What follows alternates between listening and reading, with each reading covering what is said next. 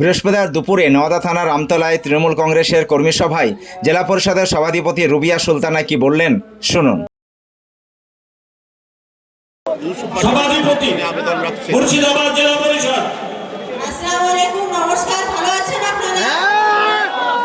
দেখুন, আজকে বক্তব্য নয়, দু চারটে কথা বলবো, একদম গ্রাম্য ভাষায়, শুদ্ধ বাংলা ভাষায়। ইতিমধ্যে আপনাদের জন্য আমাদের মুখ্যমন্ত্রী, আমাদের দলনেত্রী মমতা বন্দ্যোপাধ্যায় প্রার্থী দিয়েছেন বহরমপুর লোকসভা কেন্দ্রে, যিনি হচ্ছেন ইউসুফ পাঠান। বিশ্বজোড়া একটা নাম, তাই তো? একটা জিনিস, আজকে উনি এখানে আমাদের আছেন এই মঞ্চে, আপনারা কত আবেগপ্রবণ, আপনারা আজকে হয়তো কত গর্ববোধ করছেন যে আমাদের সামনে এই মানুষটাকে আমরা পেয়েছি আজকে।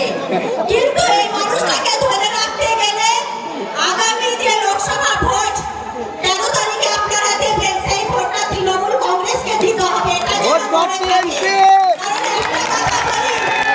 কারণ একটা কথা আছে, আমরা যদি ভোট দিয়ে ওনাকে জয়যুক্ত করতে পারি, তাহলে কিন্তু আমরা বছরে 5 বার তো ওনাকে পাবো। প্রত্যেকটা সাংসদকে তো কতবার আমরা পাই সামনে পাই।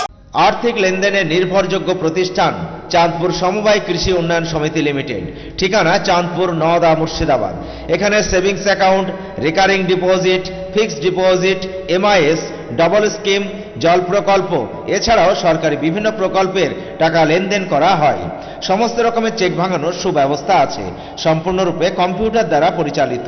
সর্বদা সঠিক সময়ে পরিষেবা দেওয়াই আমাদের লক্ষ্য।